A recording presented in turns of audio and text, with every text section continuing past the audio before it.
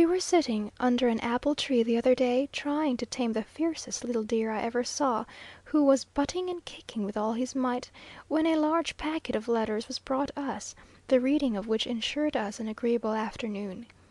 We continued to lead a very quiet life here, occasionally taking a short ride in the evening, and making acquaintance with the neighbouring villages, the prettiest of which is Tesapan, a most rural and leafy spot, where there are fine fruit trees, plenty of water, and good looking peasant girls.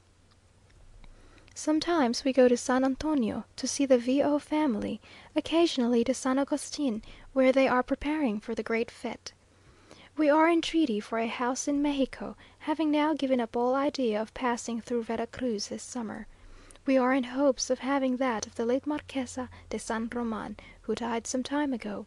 But the delays that take place in any transaction connected with a house in Mexico, and the difficulty of obtaining a decisive answer, are hard trials of patience. We generally have a number of visitors from Mexico on Sunday, and those who come in carriages may be considered as real friends, for they decidedly risk their necks, not to mention their carriage springs at a bad bit on the road, which the owners, who are Indians, will not allow any one to mend for them, and will not mend themselves. When we reach it, we are obliged regularly to get out of the carriage, go about 100 yards on foot, and then remain in much anxiety at the top of the hill, till we see whether or not the carriage arrives unbroken, which it rarely does. A few dollars would make it perfectly safe.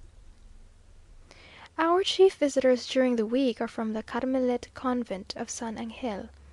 The old padre guardian is about 80. Each convent has a prior, but the padre guardian exercises authority over all the convents of his order as well as over his own. There are many excellent houses and fine gardens in San Angel, and a number of families from Mexico are now there for the season.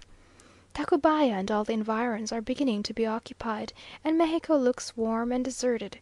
But there are so few incidents in our quiet life among the magueys, that I shall write no more till we return from San Agustin after the fête. If you wish to hear how we pass our time, you must know that we generally rise about 6, and go out into the orchard and stroll about, or sit down with a book in a pleasant arbour at the end of one of the walks, which is surrounded by rose bushes, and has a little stream of water running past it.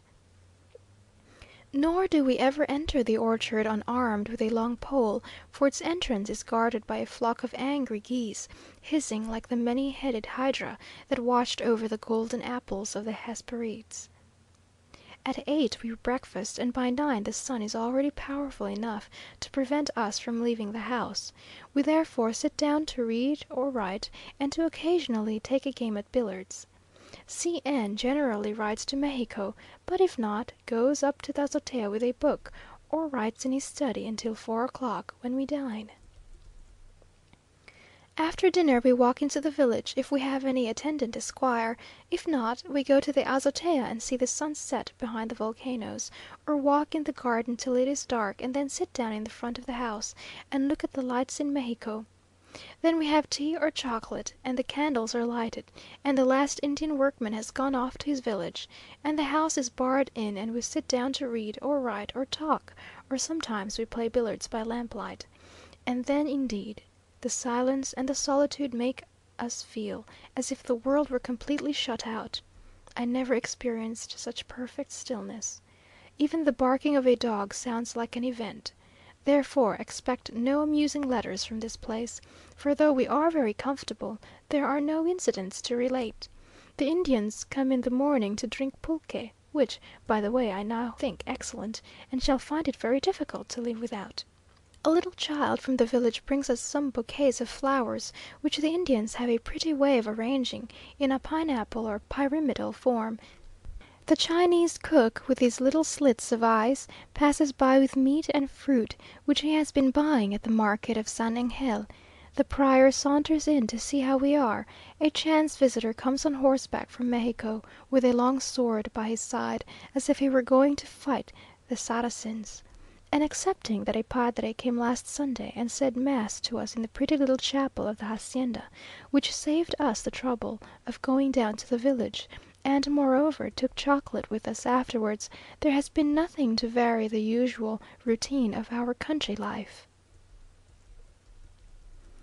End of letter the 40th.